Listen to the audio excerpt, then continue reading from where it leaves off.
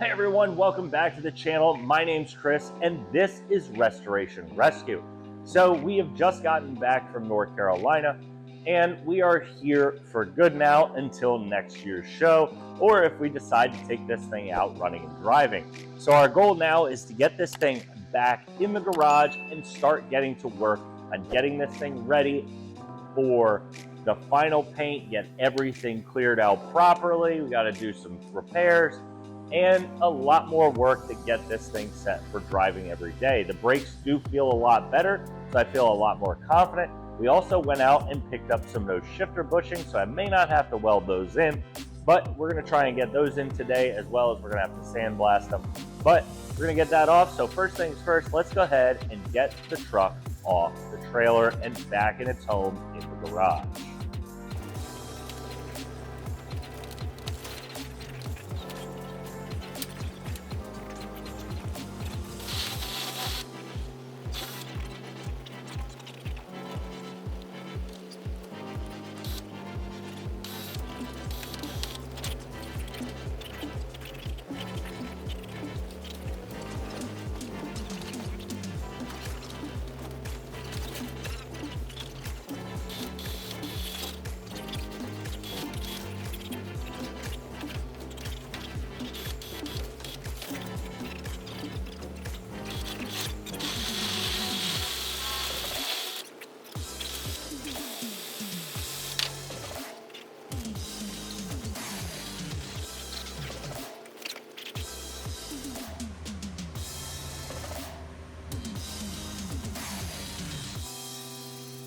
All right, so we've gotten the truck back in the garage where it's going to stay for a little bit longer. Now, we have definitely made some major strides in this project since we've started.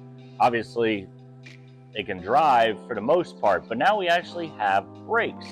So now we need to tackle, again, the steering column. And now the steering column is not related to anything shifting-wise in the column, but shifting-wise at the forks.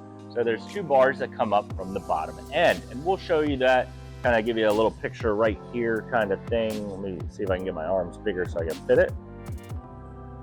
All right, of what's going on and why it's not working. So it does shift, but the problem is the bushings that I bought aren't the right size. So they fit a 1955 to 1957 Chevy Bel Air 3-speed. Now, I was able to go online and source through Marketplace a set of columns that come with these bushings from a 1965, which this works because these fit from 1960 to pretty much 1972, but nobody makes them anymore because nobody really wants to rebuild and still have a 3 on the column. So we went all the way up a couple hours, picked up those two columns. Now we need to get those things sandblasted and those things off of here and looking good. So that will go on hopefully today and we'll be able to shift. We have a couple more things we have to set up before we can hook up the gas tank, and we need to get the battery charged and ready to go. We are definitely close again to driving. We're getting close to Thanksgiving 2.0, so Uncle Al, let me see if I can steal another $1 from you if I get it driving and stopping for this Thanksgiving. But we are definitely getting closer to where we want to be. We still have a lot of work in the paint booth that we're going to get to in upcoming videos. But what we need to do now is hop over to the sandblaster. We got to kick on the air compressor, let that thing build up some pressure, and get these parts sandblasted. And we'll go through and detail some more of these parts before we get to that. So let's hop back to those parts and to the sandblaster. So right here is the actual bushings off the truck of the original truck, not mine obviously, the one that I just picked up. You can see this part right here, and then this goes on it and it locks in that bar. Now it goes into the bushing, and then there is a pair of a washer and a nut that goes over it and locks it into place so that you don't have any slop. So we do have to clean this one up. Now this is the other side. So this goes into here, this bolts in, that goes through there, and there is a little bit of work that needs to be done. So this goes like this and locks it in there. Then there's a couple things, and this goes in with a couple washers and a specialty clip that goes in. So what we're going to do now is we're going to move over to the Sandblaster, get that thing cleaned off so we can actually use it, and start sanding away those ancient years of rust and grime, and work on getting these things on the truck so that I can shift and make sure this transmission actually shifts, so that when we drive down the road, we don't lose any of our gears, or it falls apart and we break down. So let's go ahead, get to the Sandblaster and sand these things up and clean them up and get them on the truck.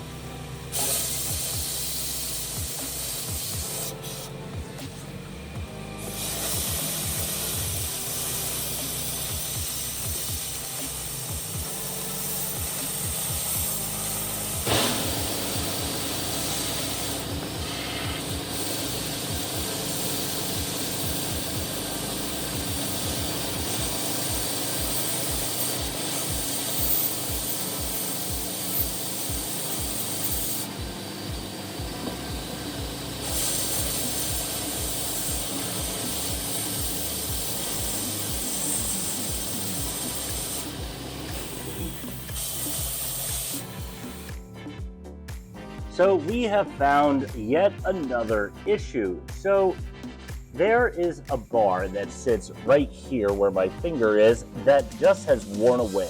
So what we have to do now is remove the entire steering column.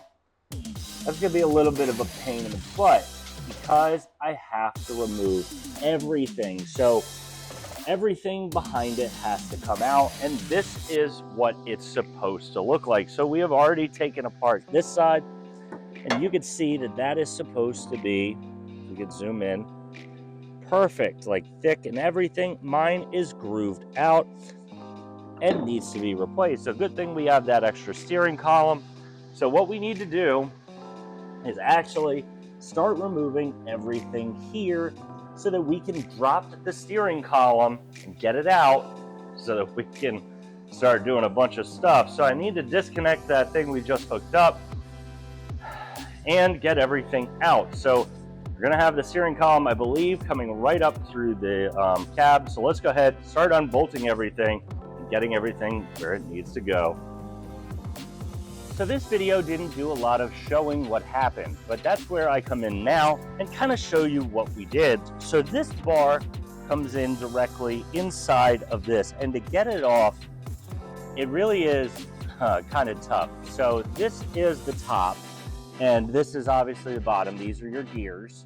And now this is the one that came out of the truck, and you can kind of see down here that the gear has been just sheared off at the bottom, so it really wouldn't even shift unless you got super deep into gear, and that's really kind of tough, especially with all this slop, even in the original factory stuff.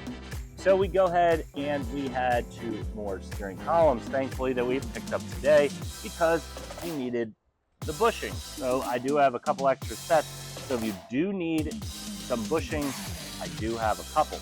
So I also have one kind of complete steering column that you can rob parts off, and one not so complete anymore.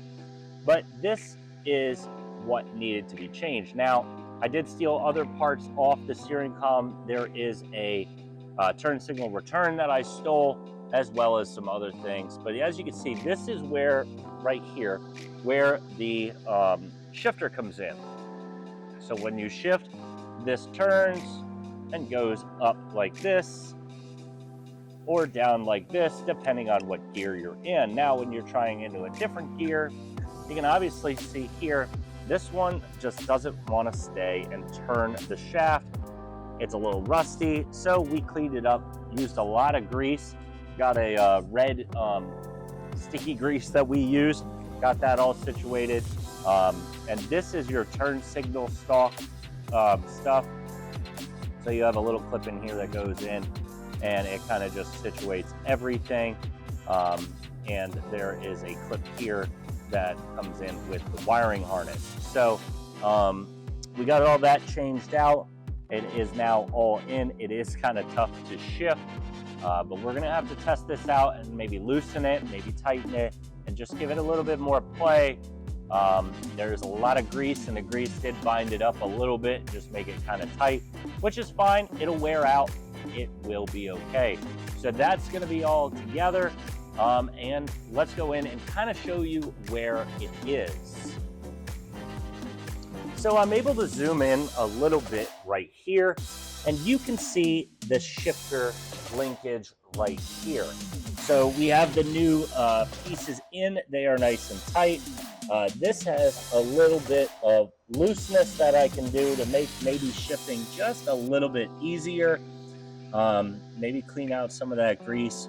But it really came along. So we have all that situated. So we have brake pedal. I still want to do a little bit more work on that brake pedal to give myself some more brake. We did figure out it works, so that's a good sign. We are moving in the right direction, but we have still a lot of work to go. So let's come back out and talk about some of the things we still have left. So now what's left, at least cosmetically, or at least drivability, we're pretty close in being able to drive again. Our alignment is very off. That needs to be taken care of. Not immediately, not something that is going to be quite easy to take care of. We have some things to bolt up. Obviously, we have to repaint the vehicle, repaint the inner hood, do a lot of stuff, take those off so I can put some of the rubber in here so it sits nicely on the truck. We have the whole back end to do. We have windows. We're getting pretty close. So as long as a list that may sound, we don't have that much left to do. We are definitely closing in on a very good milestone. I can't wait to get brakes all together, get that situated and done. That'll be nice to have a nice firm pedal, brakes all around, and not have to worry that I'm gonna hit the floor. We don't have any leaks. That's a good sign as well. So that is everything up here. In the back, obviously, we have doors to paint, and we have the rest of the body. But I know it didn't seem like we did a whole heck of a lot. That did take quite a bit of time. I smacked myself in the face a couple times with some parts, as it is a little tricky getting that bar out of the steering column. And that kind of hurt. I don't recommend it. And we got all of that situated, so now I'm not worried when I go to drive that I'm going to lose the steering column. So that's a big accomplishment. We are headed in the right direction. Again, I do have a couple of those bushings left over. Thank you to Dan, who I met off of Facebook Marketplace, and he was able to sell me some parts that really made this truck come along. But we have a lot left to do, but we have run out of time for today. We'll see you guys next Saturday. We'll continue working on the C10 and hopefully getting a lot more done and a lot more accomplished so we can continue and work on getting this thing driving back on the road again before Thanksgiving, because I think I need another $1. We'll see you guys next Saturday.